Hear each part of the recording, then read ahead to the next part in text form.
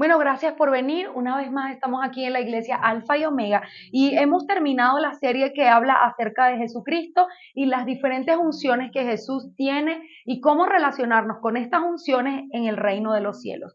Hoy vamos a comenzar una nueva serie que se llama Paternidad y vamos a ver quién es Dios, así como aprendimos quién era Jesús. Hoy vamos a aprender quién es Dios, cómo relacionarnos con Dios como Padre. También vamos a ver todas aquellas cosas que disturban la palabra de Dios en el tema de la paternidad y cómo el diablo ha hecho una oposición para que podamos conocer a Dios como Padre. Lo primero que vamos a hacer es analizar quién es Dios desde el punto de vista escritural, pero también vamos a ver la gran herida que tiene el ser humano con o en relación con la paternidad, en este caso la orfandad. Así que vamos a comenzar con la pregunta, ¿quién es Dios? ¿Quiénes dicen ustedes que es Dios? ¿Por qué es importante hacerme esa pregunta? ¿Quién es Dios para mí? Porque en la relación que hay con esa respuesta es la forma como yo me voy a relacionar con Dios. Si para mí Dios es una luz, es el universo, es el arquitecto del universo, dependiendo de lo que yo crea quién es Dios, me voy a relacionar con Él. Voy a clamar a Él dependiendo de lo que yo piense que Él es. Así que para eso vamos a ilustrar primero con este verso bíblico que Jesús le hace a sus discípulos. Dice, viniendo Jesús, Mateo 16, del 13 al 16. Dice, viniendo Jesús a la región de Cesarea de Filipo, preguntó a sus discípulos diciendo, ¿quiénes dicen los hombres que es el Hijo del Hombre?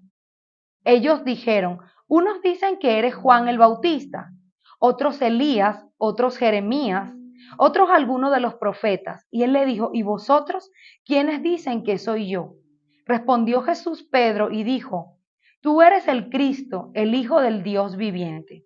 ¿Por qué creen ustedes que Jesús le preguntaba a los discípulos, ¿quiénes creen ustedes que soy? ¿Porque era un egocéntrico? ¿Porque tenía un problema con la vanagloria? No, porque él quería saber si las personas que estaban con él tenían claro quién era. Porque dependiendo de quién creas tú que alguien es, tú sabes que esa persona puede ayudarte o darte algo o hacer algo por ti, dependiendo quién creas tú que es. Entonces Jesús le dice, bueno, sí, algunos dicen que eres Juan el Bautista, otros Elías. ¿Por qué? Porque si yo creo que Jesús es Juan el Bautista y Juan el Bautista recibe su nombre porque bautizaba, yo creo que él me podría bautizar, porque estoy hablando con Juan el Bautista. Si yo pienso que él es Elías, pues Elías me podría profetizar, porque Elías es un profeta. Entonces, en relación con lo que yo creo, con quién eres tú, yo podría relacionarme contigo. Si yo voy a un lugar y veo una persona con una bata blanca y un estetoscopio en el cuello, posiblemente estemos delante de un médico. Y si me siento mal, pues podría preguntarle, doctor, ¿cómo podría ayudarme con esto? Porque creo que él puede ayudarme, porque estoy pensando que es un médico. De la misma manera sucede con todo lo que tiene que ver con el reino de los cielos. Jesús, recuerden, él es el ejemplo en todas las cosas. Y él está preguntando, ¿quién crees tú que soy? Para saber si tú entiendes perfectamente cómo yo puedo ayudarte. ¿Sí? Por eso es tan importante que las personas sepan con quién se están relacionando. Ah, es el pastor, es el profeta, es el maestro, es el abogado, es el médico. ¿Quién crees tú que soy? Le dice Jesús por eso. Entonces Pedro le dice que él es el hijo del Dios viviente. Y Jesús se maravilla de su revelación y dice, el Padre Celestial te lo reveló. Porque esa posición como yo vine a la tierra como hijo de Dios, nadie la conoce. Así que tuvo que haber sido mi Padre quien te reveló que yo era el Hijo de Dios.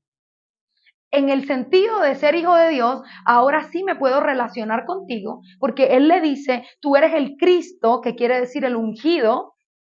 ¿Recuerdan aquel verso donde Jesús está en la sinagoga y dice, yo soy el ungido y el Espíritu del Señor ha venido sobre mí para sanar, para predicar las buenas nuevas? O sea, el ungido podía hacer eso. En el sentido de que tú pienses que yo soy el ungido y tú tengas una enfermedad, tú tengas ciegos los ojos, tú tengas algún problema, tú sabes que yo puedo ayudarte, porque él dice, tú eres el ungido y después le dice, eres el Hijo de Dios. Entonces, por esa razón, Jesús le estaba preguntando a los discípulos, ¿quiénes creen ustedes que soy yo? Hay personas que se equivocan con los demás. que hablan con alguien y no tienen ni idea quién es esa persona, para bien o para mal. Entonces, por eso Jesús está preguntando esto. De la misma manera, como Jesús hace ese ejemplo, tenemos que preguntarnos quién es Dios para mí. Y en esta serie de paternidad vamos a ver quién es Dios y cómo Dios se relaciona con el ser humano. Para eso también aprendimos quién era Jesús. Cuando hablamos de un Salvador, de un sanador, de un redentor, de un abogado, estamos hablando de una unción especial que Jesús tiene, y cuando yo necesito esto de manera específica, o sea, si estoy enfermo, no voy a clamar al pastor, voy a clamar al sanador, ¿sí? Voy a clamar a esa porción de la unción que puede ayudarme. De la misma manera sucede con la paternidad. Miren lo que dice este verso, dice, respondió Jesús, si yo me glorifico a mí mismo, mi gloria nada es. Mi Padre es el que me glorifica, el que vosotros decís que es vuestro Dios. Aquí viene la primera revelación que Jesús tiene en relación con la paternidad, porque Él está hablando con los fariseos y Él le está diciendo, ese a quien ustedes llaman Dios es mi Padre. Entonces hay gente que dice Dios, pero solo es Dios. No, en el nombre de Dios, gloria a Dios, que Dios te ayude, Dios te va a ayudar. ¿Dios quién es? Cuando hablas de Dios, ¿a qué te refieres? Entonces eso le estaba pasando a los fariseos porque no tenían una relación con Dios como Padre. Y Jesucristo viene a revelar la paternidad de Dios. Entonces le dice, ese a quien ustedes llaman Dios es mi Padre, que posterior sería el Padre de todos. Pero en ese momento Jesús le está diciendo, hay una dimensión de Dios que tú no conoces, porque tú lo llamas Dios. Ustedes han visto esa cantidad de personas que graban ahora supuestamente ayudas en internet y empiezan a decir la luz, el universo, pídele al universo, a la luz, al cosmos y no sé cuántas cosas más. Tienen una confusión tremenda, porque esto no es la luz, este no es el universo, esto no es, hay diferentes, muchísimas formas de llamarlo. Él es un padre. Sin embargo, pues hay una herida con la paternidad biológica. Por eso es que es más fácil creer en el universo, en la luz, que creer en un Dios como padre. Porque si tú eres un padre, automáticamente el cerebro piensa, un padre cuida, ama, protege. Y mira cómo estoy yo. Y mira todo lo que me ha pasado. Sobre todo cuando a edades tempranas han habido traumas profundos como violaciones, cosas, maltratos excesivos. Entonces hay cosas tremendas donde la persona cuando crece dice, pero ¿qué padre va a ser Dios? A Dios no le importa dónde yo estoy ni cómo me siento. Entonces la dimensión de pensar que Él es un padre es dificilísimo de construir en la mente. Por eso Jesús les dice a ellos, ese a quien ustedes llaman Dios es mi papá. Es una relación de paternidad que ellos no conocían, porque ellos lo llamaban Yahweh, Jehová, Dios, pero nunca papá. Efesios 3, del 14 al 15. Dice, por esta causa doblo mis rodillas ante el Padre de nuestro Señor Jesucristo, de quien toma nombre toda familia en los cielos y en la tierra. La palabra familia viene de la palabra patria, que a su vez se deriva de la palabra pater. Así que cuando hablamos de una familia, estamos hablando de un padre. Donde hay un padre, hay una familia. Donde no hay un padre, no hay una familia. Esto es durísimo porque cuando hay una madre que se ha quedado sola con sus hijos, pues ella se esfuerza muchísimo por mantener la estructura familiar, por trabajar, por darle a ese hijo todo lo que necesite o a esa hija, pero hay un vacío. ¿Por qué? Porque no está el papá. Porque la familia o la estructura de la familia es la paternidad. Por eso este verso de Efesios dice, doblo mis rodillas, Pablo hablando, de quien toma nombre toda paternidad o toda familia, si la palabra familia viene de paternidad, de padre, por eso el griego lo conoce como el pater family, el latín. Entonces, de toda familia o el derivarse de la familia viene de la paternidad de Dios. porque el verso lo dice. Doblo mi rodilla ante el Padre nuestro Señor Jesucristo, de quien toma nombre, o sea, de quien procede toda familia, todo papá. Un papá procede porque, ¿de dónde? De que Dios es un papá. Detrás de toda paternidad está la paternidad de Dios.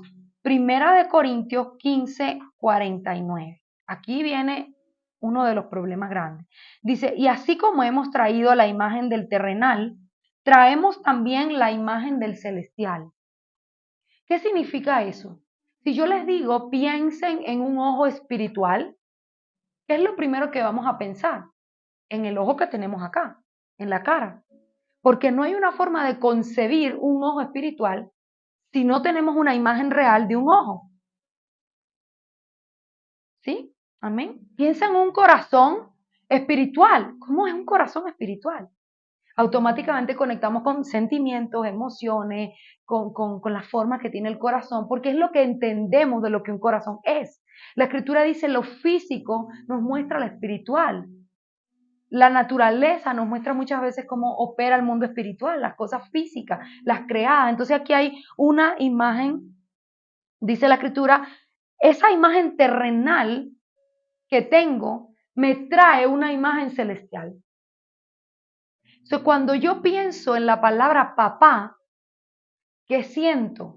¿Qué imagen viene a mí? Esa misma imagen que yo tengo de mi padre biológico es la misma imagen que voy a tener de Dios. Porque la paternidad toma nombre, la física, la biológica, toma nombre de la paternidad de Dios. Y la imagen terrenal me trae o me hace concebir una imagen celestial. Entonces, cuando yo voy a pensar en un padre, no hay forma de librarme de la imagen que yo tengo biológica o de las paternidades sustitutas que he tenido en mi vida. Padrastros, abuelos, tíos, personas en autoridad, pastores, hermanos mayores. Alguien que haya sido autoridad como de paternidad, que tiene que ser alguien que te cuidó, te proveyó, te corrigió, en autoridad también te maltrató y todo lo que la paternidad produce, ¿no? Disciplina, a veces esa disciplina rigurosa suele como relacionarse con la paternidad. Todo esto es una distorsión para poder conocer a Dios como Padre. Y esta es la gran herida que el ser humano tiene. Los psiquiatras lo llaman la epidemia de la paternidad, la epidemia de la herida paterna. ¿Por qué es una epidemia? Porque de 10 hogares, 9 tienen un problema con el papá. Entonces, realmente Satanás ha sido bien intencional en destruirnos la paternidad biológica, porque de esta manera nos ha destruido la imagen que concebimos de Dios como Padre. Cuando usted ve a una persona que dice Dios no existe, es porque pregúntele por su papá. Mi papá no existe. Hace un tiempo, esto lo digo a veces en mis prédicas cuando hablo de paternidad, estaba en Lisboa y conocí el recepcionista del hotel y comencé a conversar con él. Y yo le empecé a hablar de la paternidad de Dios y él me dijo, como alguien que dice, esta mujer está loca. Y me dijo, ¿a ti te parece que es un padre bueno, que solo te dejó un libro y se fue? Ese libro era la Biblia. Pero como yo conocía este versículo bíblico, que como traemos la imagen del terrenal, así mismo la del celestial, pues yo no me puse a tratar de convencerlo de que Dios era bueno y que el libro tenía todo y bla, bla, bla. Yo le dije, cuéntame acerca de tu padre biológico, porque como traemos la imagen del terrenal, así mismo la del celestial. Y él me dijo, cuando mi madre estaba embarazada, mi papá la abandonó. Por eso él creía que Dios te dejó un libro y se fue. O sea, ¿qué clase de papá es ese que tú estás hablando? Era idéntica la imagen. Y como ese ejemplo le puedo poner muchísimo. Cuando hablamos con alguien que esté sumergido en las doctrinas de rebelión como el ateísmo, el socialismo, el comunismo, el ocultismo, que son doctrinas de rebelión, pregúntele por su padre. Porque esa persona piensa, el ateísmo dice Dios no existe. Por eso es que empiezan a creer en la luz, en el universo y en todas estas cosas. Dios no existe. Entonces, cuando tú le preguntas por su imagen terrenal, el Padre nunca estuvo. El Padre era ausente, entonces ausencia con ausencia se va. No existió el terrenal, la imagen terrenal, no existe la celestial. Esto es una ilusión que la gente se inventó para creer en algo. ¿Cuántos han escuchado hablar a otros así? Esto se lo inventó la gente para creer en algo, porque todo el mundo quiere creer en algo para sentirse bien. Esto es una herida paterna, la persona que habla así, que ha desvirtuado que existe Dios.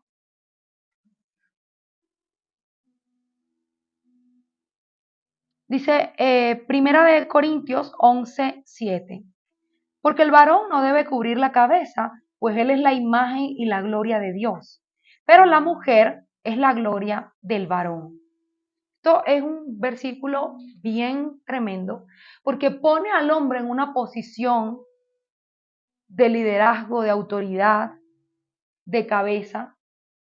Y vamos a estar hablando mucho de lo que el hombre es y representa, porque la paternidad viene por medio de los hombres. No hay forma de acceder a ella sin tener que lidiar con las figuras masculinas que han estado en tu vida. Hay otras cosas que tienen que ver con la mujer y con la madre, pero esto es 100% papá, figuras masculinas. Entonces dice la escritura acá que el hombre es la imagen y la gloria de Dios. Hay versos que son generales, cuando se habla del hombre, está hablando del ser humano, del género humano, pero este versículo dice, el hombre es esto y la mujer es esto. No está hablando de un todo, está hablando específicamente de lo que la mujer es y representa y de lo que el hombre es y representa. Entonces dice acá el verso que el hombre es la imagen y la gloria de Dios sobre la tierra. Cuando vemos un hombre, vemos a Cristo en la carne. Cada uno de los hombres que están acá son una representación, una imagen de cómo era Jesús. Si yo quisiera preguntarme, ¿cómo sería Jesús?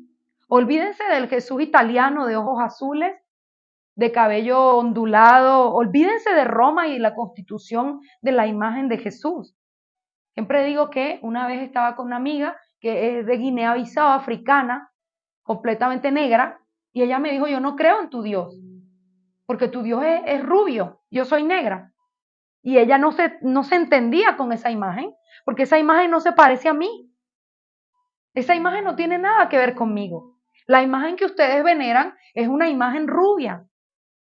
Por eso hay el Cristo negro, porque cada quien quiere hacer una imagen que es donde se sienta aceptado.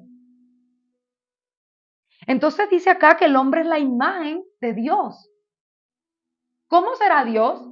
Como son los hombres en la carne. ¿Cómo era Jesús? Jesús es como cada uno de los que están acá. Físicamente hablando, Jesús era un hombre. No sé si lo habían pensado, pero era un hombre, como cualquier otro. ¿Qué quiere decir esto? Que tenía toda la estructura de un hombre, la fortaleza de un hombre, la fuerza de un hombre, la inteligencia de un hombre, la capacidad de un hombre, las pasiones de un hombre, cualquiera. Entonces, cuando el diablo destruye a los hombres, porque es la corriente feminista, la corriente que hay ahora de la liberación femenina, que nada tiene que ver con los derechos de la mujer genuinos que Dios le entregó, sino con una destrucción de lo que es la feminidad, porque no es igual ser feminista que tener feminidad, que ser femenina, lo mismo que no es igual ser masculino que machista, es una distorsión de lo que el ser humano es y cómo Dios lo creó.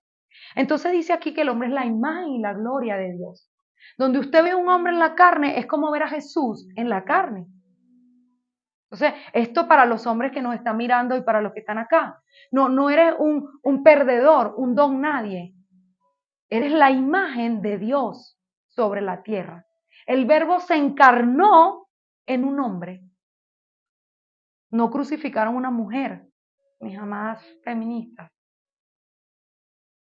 Crucificaron un hombre. Él fue el que pagó el precio en la cruz.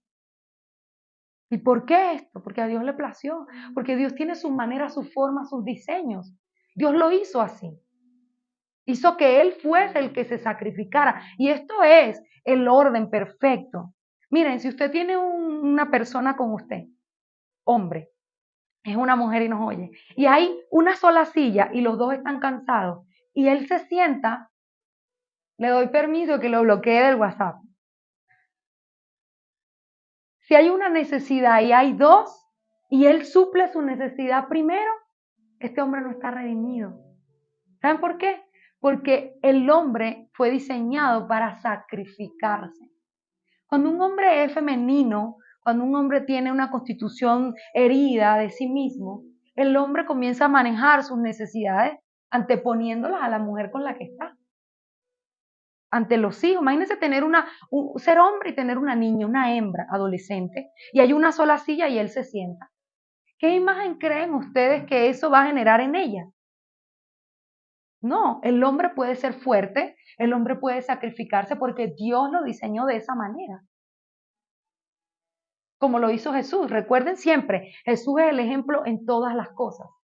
No sacrificaron a una mujer porque ella no tenía la estructura, ni física, ni espiritual, para redimir la humanidad. Entonces, cada quien en su lugar. La mujer fue creada para ser amada y el hombre para ser respetado. Eso dice el libro de Efesios. El oxígeno de la mujer es el amor y el del hombre es el respeto.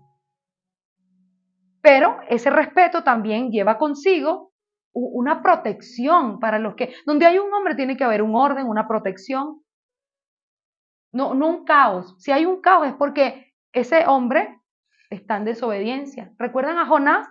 Me estoy yendo un poco por otro lado, pero ¿se acuerdan de que el barco donde Jonás iba casi se hunde porque él estaba ahí? Yo tengo una predicación que se llama Saca a Jonás de tu barco, porque por la culpa de llevar a Jonás ahí, todo eso se está hundiendo. Y literal cuando empiezan a decir, aquí hay alguien que se escapó de su Dios. ¿Quién fue? Y él dice, soy yo. Que mandaron a Nínive y voy a Tarsis. Entonces, ¿qué hago? Lánzame en el agua y ya se te va a caer el problema. Y lo lanzan y el problema se acaba. ¿Por qué? Porque por la culpa de llevarlo a él ahí en desobediencia, el barco casi se hunde. Y cuando un hombre genera caos es porque necesita sanidad. Porque los hombres deben generar un aplome, deben generar un orden, una firmeza. Para eso fue creado el hombre. La mujer podemos hacer otras cosas, llorar, reírnos al mismo tiempo y ser un poquito caóticas. El hombre no. El hombre tiene que ser firme porque Dios lo creó así. Pero ¿saben dónde está el problema? Cuando él se cree que es menos de lo que Dios le dio. Cuando el daño desde que son pequeños les ha destruido su identidad. Entonces, de aquí en adelante, salgan desde hoy pensando, yo soy la imagen y la gloria de Dios sobre la tierra. Soy la imagen de Jesús. Jesús era como yo. Y él se despojó de su realeza para poder hacer su trabajo aquí en la tierra. Entonces no pensemos, claro, pero es que él era Jesús, él era Dios. No, porque él estaba aquí como un ser humano como cualquier otro. Si no, no tendría sentido que él sea el ejemplo. Porque un ejemplo perfecto no tendría sentido. Era un ser humano como tú y como yo. Entonces la mujer es la gloria del varón. Eso lo vamos a hablar después porque hoy no vamos a hablar de ella. También es algo importante, representa el Espíritu Santo, el Espíritu de Dios y toda la relación que tenemos con el Espíritu Santo. Pero por ahora, como estamos hablando de paternidad, necesito que entiendan quiénes son los hombres, quién es Dios, qué significa la paternidad y cómo es demasiado importante la paternidad en el ser humano para generar una estructura firme dentro de los seres humanos. Dice Proverbios 23-22, oye a tu padre, aquel que te engendró. ¿Por qué dice aquel que te engendró? Cuando está hablando de paternidad en este sentido, lo dice con P minúscula. Cuando ustedes vean P minúscula, se refiere al biológico. Y cuando vean P mayúscula, se refiere a Dios como Padre. Entonces, en este caso, no se está refiriendo a que oigas a Dios, sino oye al que te engendró, refiriéndose al Padre biológico. ¿Por qué al que me engendró? Porque necesariamente tengo que lidiar con él para poder avanzar. No es lo mismo el padrastro y la figura sustituta de paternidad que el que me engendró. ¿Por qué? Porque el que me engendró lleva consigo una transferencia espiritual dentro de mis genes, biológicos y también espirituales, emocionales incluso, porque los temperamentos también tienen una connotación hereditaria. Entonces, necesariamente tengo que resolver mi dolor, mi problema con el hombre que me engendró. Si no lo conozco, puedo orar por el que me engendró, si no sé su nombre, si no sé cómo llamarlo, si ya está muerto, si no sé cómo hablar con Él, pero tengo que lidiar con esta imagen del que me engendró. Perdonarlo, redimir eso dentro de mi corazón, ¿para qué? Para poder traer la imagen correcta de Dios como Padre, para que esa imagen pueda ser sanada y yo pueda tener una relación genuina con Dios como Padre. Ayer hablaba con una persona y le decía, Dios te ama porque el libro de Juan dice, el tercera de Juan dice, amados, yo deseo que seas prosperado. Una persona que tiene una atadura grande con el tema de las deudas. Y yo le decía, tú tienes que creer que Dios te ama. Es difícil porque no tuvo una relación con su papá. Y es esta imagen que está distorsionada como cuando los lentes se empañan y no veo bien y tengo que limpiarlo porque la imagen está distorsionada. Hay una herida, como les decía, llamada orfandad, que se produce por medio de la separación entre la paternidad biológica y el hijo biológico. Esta herida tiene unos rasgos que producen unos rasgos en la personalidad. Alguien que tiene una herida de orfandad tiene sentimientos de complejo consigo mismo porque no ha habido una afirmación. En el caso de la niña, eres hermosa, yo te amo. En el caso del varón, eres fuerte, eres inteligente. Y eso genera un complejo. Una persona insegura es una persona huérfana. También alguien que tiene conflictos, es una persona que es conflictiva, que tiene una susceptibilidad exagerada a lo que lo rodea. Personas que pueden ser aisladas, quedarse aisladas, desconfiadas, tener incapacidad, sentirse o vivir en rebelión con ira, con condenación, ataduras como el orgullo, el envanecimiento. También alguien que no tiene visión de futuro. ¿Qué voy a hacer con mi vida? ¿Hacia dónde voy? ¿Qué hago? ¿Cómo lo resuelvo? Esta parte de visión tiene que ver 100% con la paternidad, porque es la paternidad la que te produce visión del futuro. Cuando no tenemos visión, estamos huérfanos, porque el libro de Romanos dice que los hijos son guiados por el Espíritu de Dios. El huérfano no es guiado, el hijo sí. Cuando yo no sé qué hacer, cómo salir adelante, qué emprender, por dónde irme, es porque tengo una confusión en los dones, en el talento. A veces creo que soy un maestro. Por ejemplo, conozco a alguien que, Dios mío, se tiró toda la vida en una cosa que gira alrededor de ser maestro y ni los hijos lo quieren escuchar, explicar una fórmula matemática. Los 2 más 2 y los hijos se quieren porque es difícil, no sabes enseñar, no tienes el don de enseñar, pero tendrías otros dones, pero tú te crees que tienes el don de un maestro. Y eso es un problema grandísimo, porque el enemigo le ha quitado la visión genuina que Dios le ha entregado. Y todo lo que hace no prospera porque está girando en sentido de enseñar. Y no sabe enseñar, no se le entiende nada de lo que explica. Nadie lo quiere escuchar, ni siquiera a sus propios hijos, no los logra cautivar ni siquiera a ellos. Un maestro lo primero que hace es cautivar a la audiencia. No puede hacer esto, no es algo natural, porque esto es un don de Dios. Entonces, esto es un ejemplo para que vean. A veces creemos que tenemos un don. En la parte cristiana suele ser la palabra llamado. Gente que está presa de una confusión, de un supuesto llamado donde Dios nunca te respaldó. Y en el mundo es el tema de las profesiones, el trabajo. Todos los días hago un negocio diferente. He estudiado 3, 4 carreras universitarias o la que estudié ni siquiera me gustó. Estudié porque a mi mamá o a mi papá le gustaba esa. ¿Y cuántas veces hemos visto esto? Eso es orfandad. Porque el hijo sabe para qué nació. El hijo sabe para qué fue creado. Lo tiene claro. Entonces, esto es un tema de paternidad y cuando hay una herida de orfandad no solamente tenemos todo esto que ya dije, sino también falta de visión. Ahora, ¿dónde se generó esta herida? ¿Y por qué estamos cargando con esto? No es solamente un tema de nuestro papá biológico. Este no es el génesis. Aquí no empezó el problema. Esto es una cadena generacional que viene desde el huerto del Edén.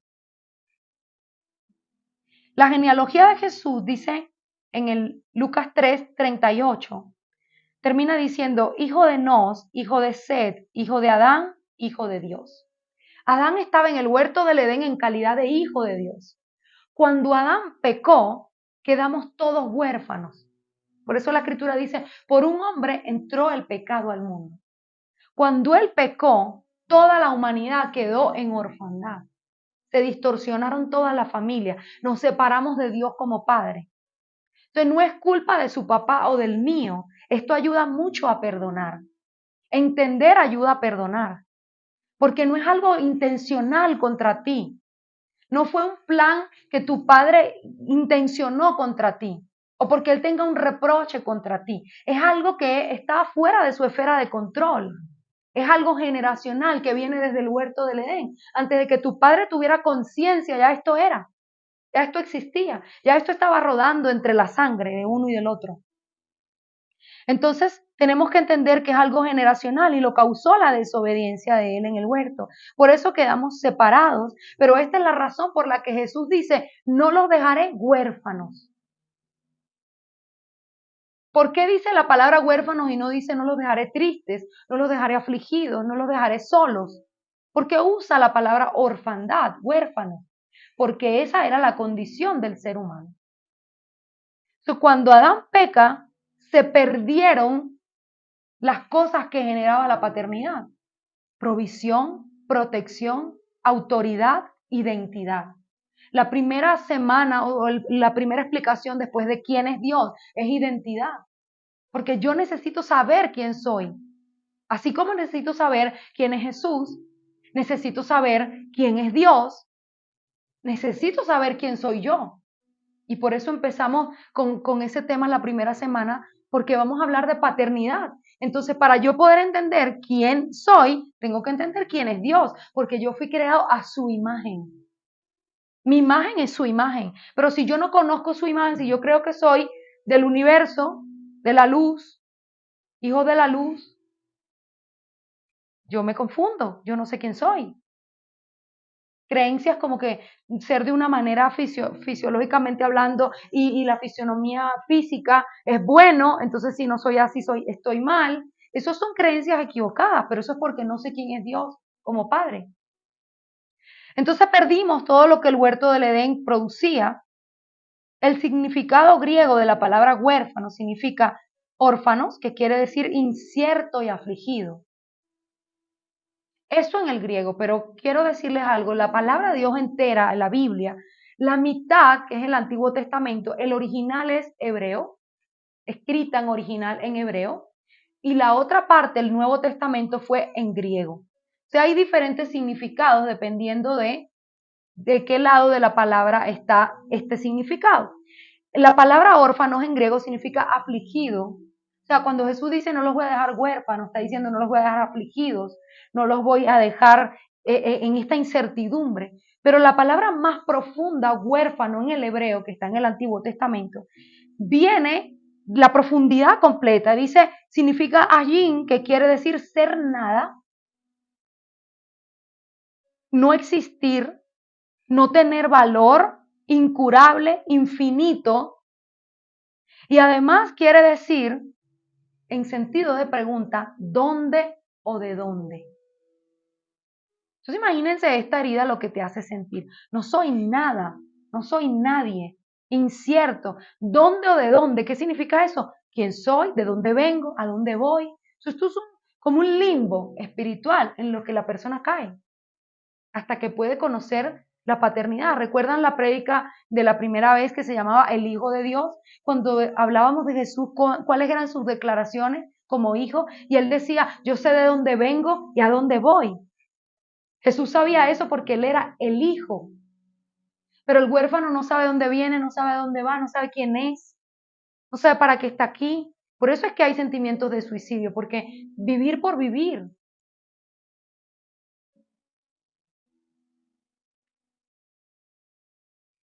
La promesa es que Jesús dice en Juan 14:18, no los voy a dejar huérfanos, no los voy a dejar sintiéndose que no son nada, no los voy a dejar inciertos, no los voy a dejar con ese dolor, no los voy a dejar con esas incertidumbres de a dónde van, quiénes son.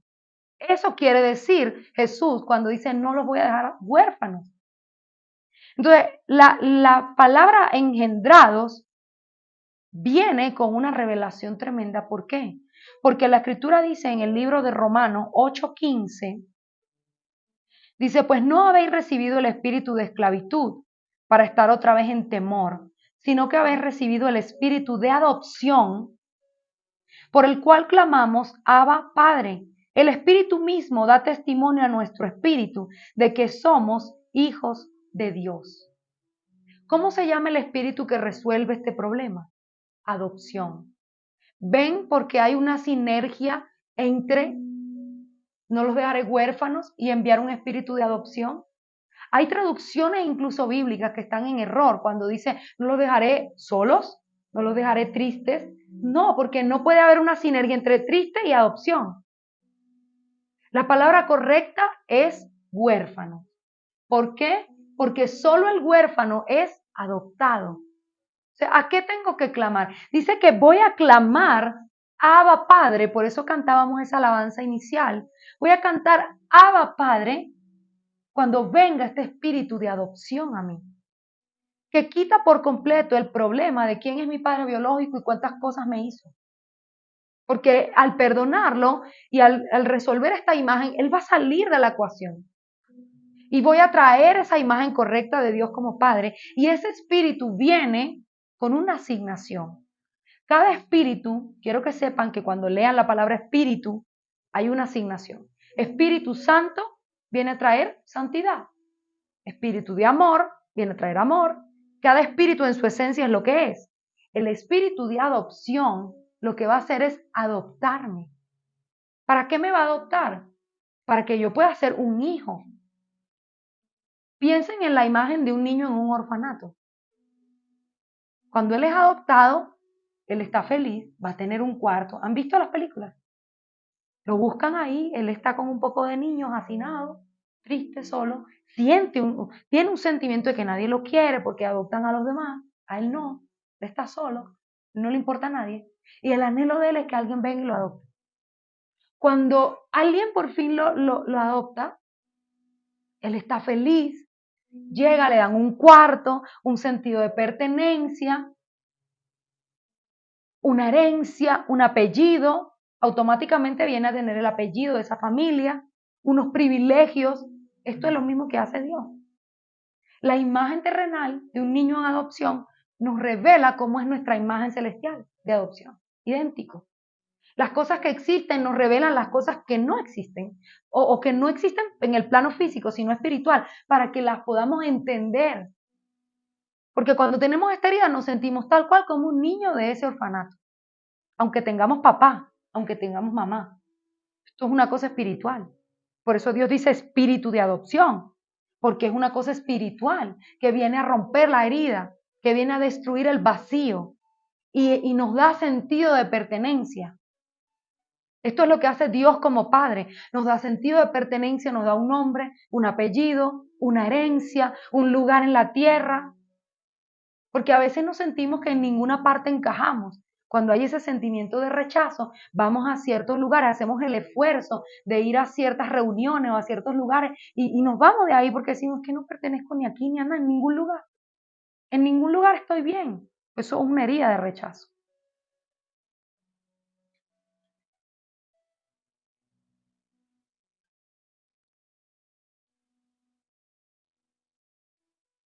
Juan 1, del 12 al 13 dice, mas todos los que lo recibieron, a los que creen en su nombre, les dio la potestad de ser hechos hijos de Dios, los cuales no son engendrados de sangre, ni de voluntad de carne, ni de voluntad de varón, sino de Dios. Fíjense que la palabra engendrado está de una manera muy significativa en este verso.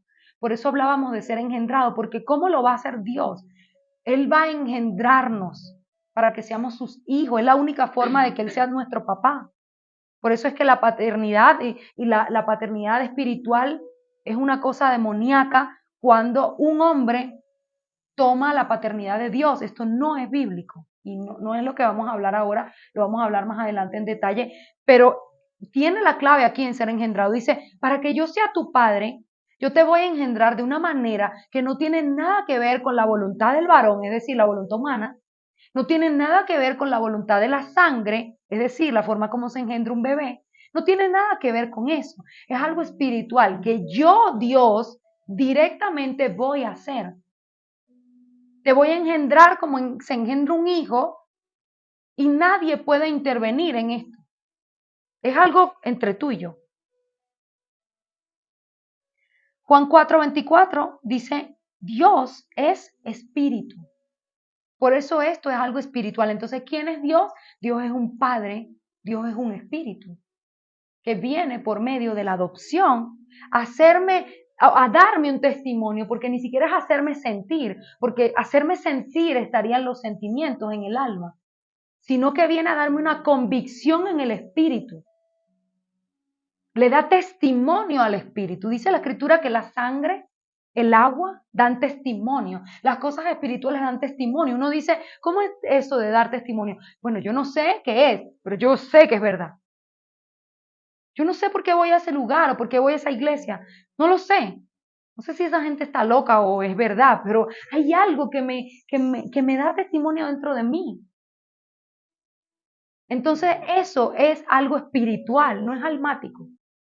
Porque el alma te da hoy una emoción y mañana te la quita. Hoy tengo una convicción y mañana no. Pero el espíritu no es así. El espíritu a la verdad está dispuesto. Siempre tu área espiritual está dispuesta a la verdad. O sea, tu área espiritual lucha con tu alma porque tu alma dice, ay, no, no quiero ir para allá, o no quiero hacer esto, no. Pero el espíritu te impulsa porque el espíritu tiene el testimonio. Y ese testimonio comienza a producir una modificación en la vida que tienes. Porque no es lo mismo sentirse un huérfano, el hijo de nadie, a quien no le importas a nadie, que sentirse hijo de Dios. ¿Cómo creen ustedes que Jesús caminaba sobre la tierra? Él no tenía propiedades, dice que no tenía dónde poner su cabeza. No tenía grandes riquezas, pero él caminaba con una dignidad tremenda porque él era hijo de Dios. Y eso le daba rabia a los fariseos. A los fariseos que estaban llenos de joyas, llenos de cosas portentosas, de lo ostentoso que produce el lujo. Pero ellos eran huérfanos. Jesús no necesitaba adornos porque él era hijo de Dios. Con poco, con mucho, era hijo de Dios. Y eso es un testimonio que recibimos en el Espíritu. Por eso no hay tal cosa como que alguien pueda darte paternidad o hacerte sentir como un hijo. Pero esto es una herida y cuando tenemos una herida de paternidad y viene una persona en autoridad, un hombre en autoridad y nos dice hijos, nos sentimos como un perrito. ¿Por qué? Porque eso consiente mi herida. Pero eso es pasajero. Eso es algo momentáneo y si esa persona se va, me vuelvo a quedar en la misma condición. La promesa de Dios es sanar mi área espiritual de orfandad. Sanar ese sentimiento y esa convicción que tengo por dentro de que no soy nadie, de que no valgo nada, porque no encajo, porque no tengo. Eso es una cosa, es una mentira del diablo. Cuando yo recibo a Jesús, se me dio la potestad, quiere decir el derecho legal, como quien firma un contrato. Recibiste a Jesús, ese es el único requisito. Tienes un contrato espiritual firmado de que eres hijo de Dios. Me gustaría hacer un día un taller donde podamos hacer un contrato real con todos los argumentos jurídicos y que la persona lo firme, a ver si así lo puede entender, porque es la parte física nos muestra la espiritual. Mira, te voy a dar todo esto que dice aquí, herencia, identidad, provisión, autoridad, redactado con todas las cláusulas, firme aquí. Desde hoy es hijo de Dios. Y me imagino que la gente se sanaría también porque hay que ser dinámico en la forma como se lleva la palabra, ¿no? Para que la persona pueda entenderlo. Lo puedes entender ahora, es una potestad, es un derecho jurídico, porque adopción, orfandad, potestad, todas estas son cosas legales. Todas estas son palabras jurídicas, el reino de los cielos es legalidad. 100% legalidad, lo vimos en la prédica del abogado. Es un juicio, es un tema legal. Entonces, Dios, con una legalidad absoluta, te hace hijo. Y cuando yo creo en eso, ya no voy a clamar a Dios, porque para esto es que necesito que entiendan quién es Dios, porque cómo me acerco a Él. los discípulos le dieron a Jesús, cuando tú te vayas, ¿cómo vamos a orar? Tú eres el que ora, nosotros solo aprendemos de ti. Y él le dijo, orarán así, Padre nuestro que estás en el cielo. ¿A dónde va dirigida la oración? A Dios como qué, como papá. Porque Jesús era el maestro y para enseñar esto que nadie sabía. Nadie nunca oraba así. Jesús le dijo, así van a orar ahora. Cuando vayan a orar hacia Él, van a orar en el nombre del Padre, hacia el Padre y en el nombre de Jesús. Como si fueran dos grandes llaves. ¿Por qué? Porque Él dijo, todo lo que pidas en mi nombre te será hecho, Jesús hablando. O sea, Él es la llave, porque Él es el conducto por donde pasa la paternidad de Dios. Nada pasa, porque si tú decidieras creer en el Padre, bueno, me obsesioné ahora con el Padre. Jesús no. No, porque Jesús es la llave, por eso dice que nos hizo herederos por medio de Cristo y que nos dio potestad de ser hijo por medio de creer en Él y de recibirlo. Entonces Jesús es la llave que abre la paternidad de Dios. Por eso no empezamos con quién es el Padre, sino quién es Jesús. Entonces, ¿cómo oro? Padre nuestro que estás en el cielo, en el nombre de Jesús. Todo lo que pidas en mi nombre te será hecho. Dirijo la oración al Padre, pongo mi petición aquí, necesito esto, ayuda o lo que sea que usted necesite, en el nombre de Jesús. Eso es la forma de orar. Pero hay gente que ora, Dios, ayúdame. Dios, Dios. No es Dios, es papá. Es padre. Es un padre. Esta es una gran revelación, porque no estamos huérfanos. No es solamente Dios, es padre. Quiero que eso les quede hoy clarísimo. Por eso es que Jesús lo dice de esta manera. Cuando yo me vaya, oren así. Padre nuestro. Hágase en la tierra como es en el cielo. O sea, de la misma manera, imagen celestial, imagen terrenal, hay una sinergia entre ellas. Pero ¿cómo creo yo que es el cielo? No, el cielo no existe. En el cielo va a pasar esto, hay reencarnación, voy a reencarnar en una vaca y cosas. Si yo tengo esas creencias, ¿cómo va a ser la imagen de la tierra como en el cielo?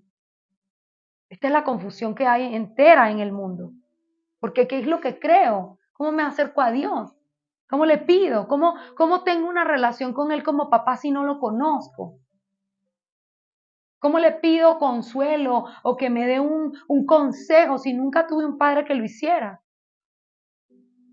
Hay alguien que ministré una vez, me dijo, cuando o sea, era pequeño, mi papá siempre estaba ocupado, era un hombre que trabajaba mucho, y cuando yo quería preguntarle algo que había aprendido en el colegio o cualquier otra cosa de estas, él nunca podía.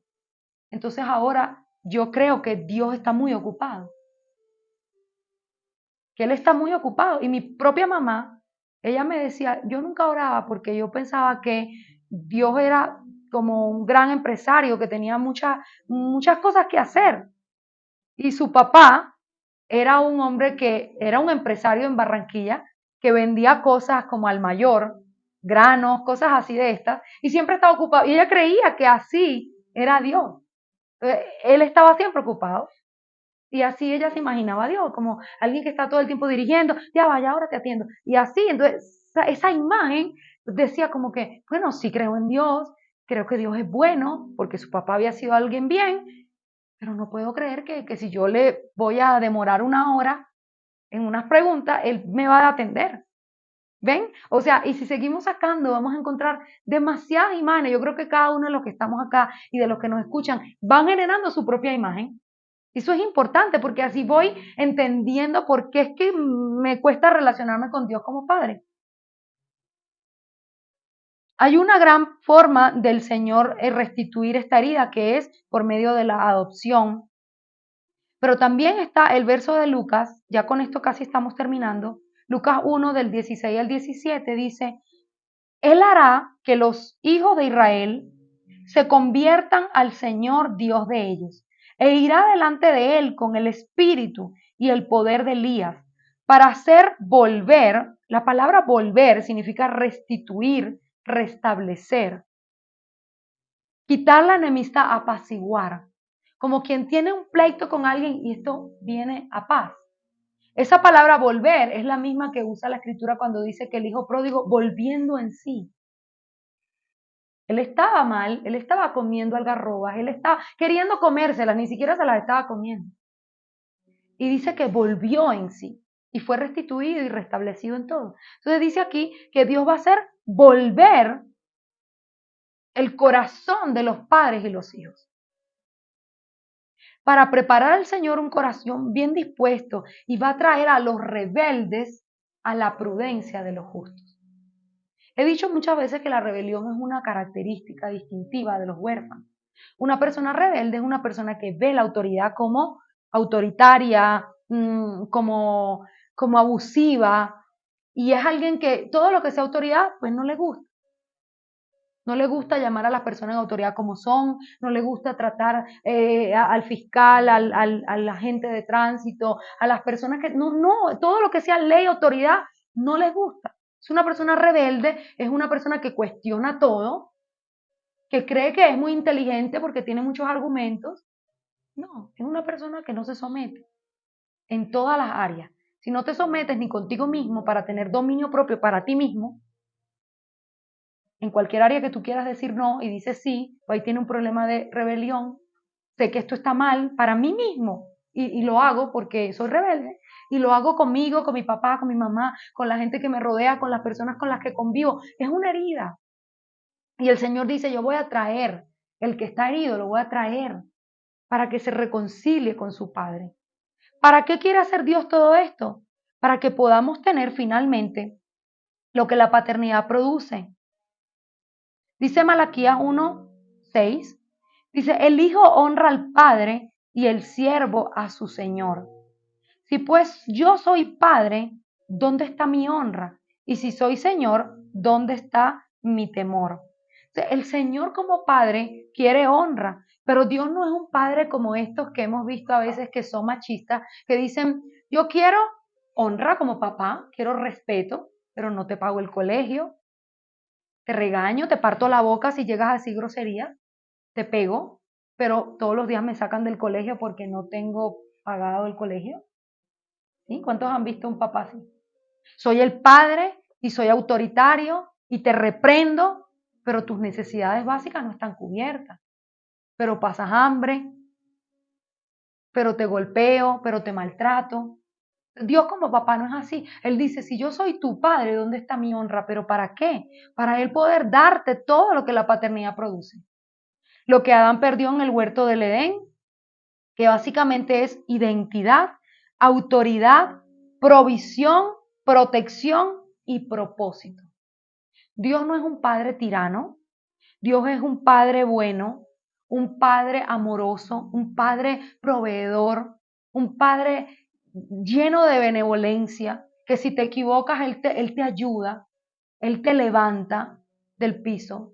Dios como papá es diferente a la mujer en el sentido de que nosotras solemos ser muy incisivas, como que si alguien hace algo que uno le dice que no, te lo dije, ¿verdad? Las esposas suelen ser, ya te lo dije.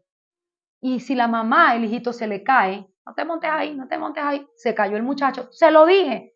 Dios no, Dios es como un padre. ¿Y el padre qué hace? Lo paró del piso, con paciencia, le lavó la rodilla con agua, pues se le puso negra del pavimento. O sea, es diferente la actitud de un hombre a la actitud de una mujer, porque somos distintos. Entonces, por eso es que hace tanto daño la crianza matriarcal, porque la mamá es distinta. Porque una de las cosas que tiene la mujer dentro de su diseño es redarguir. Por eso es que hacemos eso. Somos como la voz de la conciencia. Y dele. El hombre no. El hombre es benevolente en ese aspecto. Él va, lo cuida, lo ayuda. Así es Dios como papá. Pero todo eso son como conceptos abstractos. Dios nunca, nunca te va a rechazar si tú te cometes un error. Él dice, yo no rechazo al que viene contrito y humillado. Entonces, ¿quién es Dios? Dios es un padre bueno, un padre amoroso. Porque muchas veces la gente tiene esa idea tradicional de que Dios es castigador, por lo que hemos aprendido en la iglesia tradicional, que Dios es castigador, que Dios es severo. Dios tiene una forma muy tremenda de disciplinar, pero Él dice, al que amo, disciplino. Primero está el amor y después está la disciplina. Siempre que hagas algo mal, ten la seguridad de que si te acercas a Él como Padre, Él te va a ayudar. Y recuerden las palabras de Jesús cuando Él dijo, oren al Padre. Dios es un Padre. Amén. Bueno, vamos a ponernos de pie para orar, para que podamos ser adoptados, para que el que no ha recibido esta convicción dentro de su espíritu, porque no es una cosa almática, no es algo que yo tengo que hacer una meditación ancestral para recibir, una cosa espiritual y lo recibo por fe. Todas las cosas del reino de los cielos se reciben por fe. Amén. Padre, te damos gracias en este día, Señor. Te damos gracias porque tú eres un buen Padre. Hoy ponemos delante de ti ese Padre biológico, esa persona que nos engendró, que por desconocimiento, que por esta maldición generacional nos ha herido, Señor. Hoy queremos poner delante de ti todas las dudas, todas las contradicciones que todo esto que hemos escuchado hoy causa dentro de nuestra alma, dentro de nuestro sistema de creencia.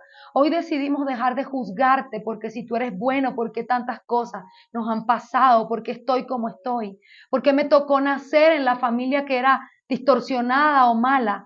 Señor, hoy no queremos ya cuestionar esto. Queremos que tú seas nuestro Padre, un papito que nos abrace, que nos cuide, que nos enseñe, que nos guíe, que así tengamos muchos años, Señor, y seamos adultos. Quizás la cabeza llena de canas, Señor, no importa cuántos años tengamos, tú siempre nos ves como un niño al que hay que amar, instruir, cuidar, proteger.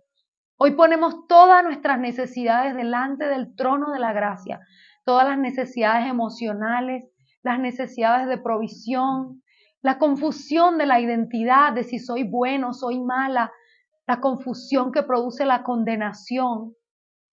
Hoy ponemos todo esto delante de ti, creyendo que tú, Señor, quieres y puedes, como le decías a los leprosos, quiero y puedo sanarte, quiero y puedo adoptarte. Hoy te pedimos, Señor, que tú envíes el espíritu de adopción a nuestro espíritu. Que tu convicción, tu testimonio de que somos hijos de Dios venga por aquella potestad que has prometido a los que creen en el nombre de Jesucristo. Hoy por fe recibimos el espíritu de adopción que nos da la convicción de que somos tus hijos, de que somos herederos, de que somos amados, de que vamos a ser guiados, Señor, desde este día por medio de los sueños como guiabas a José, a Jacob, por medio del testimonio de tu palabra, por medio de aquellas formas que tú quieras, Señor, hablarnos, guíanos al propósito por el cual estamos aquí. Ayúdanos, Señor, en todas las áreas de nuestra vida. Llévate el vacío. Llévate esa convicción de que no somos nada, de que nadie nos quiere, de que no agradamos a nadie, Señor, de que estamos solos. Hoy te pido que llenes ese vacío en nuestro corazón, ese vacío que se siente a veces en el estómago, Señor, como si fuera hambre, como si fuera la necesidad de comer algo, de tomar algo, de llamar a alguien, ese vacío, Señor, que produce la ansiedad, la depresión, ese vacío que simplemente es la ausencia de tu paternidad en nuestra vida. Llénanos, Señor, de tal manera que estemos rebosando, que no hagamos cosas porque estamos aburridos, sino que estemos llenos, saciados, provistos de todo bien, de todo grano. Dales ideas creativas, Señor, de hoy en adelante para emprender cosas nuevas que ojo no ha visto, que oído no ha escuchado jamás. Quita el dolor de no haber transitado en esta vida con un buen padre, Señor. Y ayúdanos a perdonar nuestro padre biológico, que toda imagen incorrecta sea destruida para que la imagen tuya como papá venga. Papito, a ti te damos la gloria y la honra y clamamos, Abba, Padre, para que tú desciendas, Señor, en nuestros corazones, en nuestro espíritu, en nuestra mente, llenándolo de una convicción absoluta de que tenemos un buen Padre, Señor. Te doy a ti la gloria y la honra. Y oramos, Padre Celestial, en el nombre poderoso de Jesucristo. Te damos gracias, Señor, porque sabemos que hecho está, porque Jesús pagó el precio en la cruz. Y hoy sabemos, Señor, que somos tus hijos por medio del sacrificio de Jesucristo. Amén y amén. Gracias, Señor.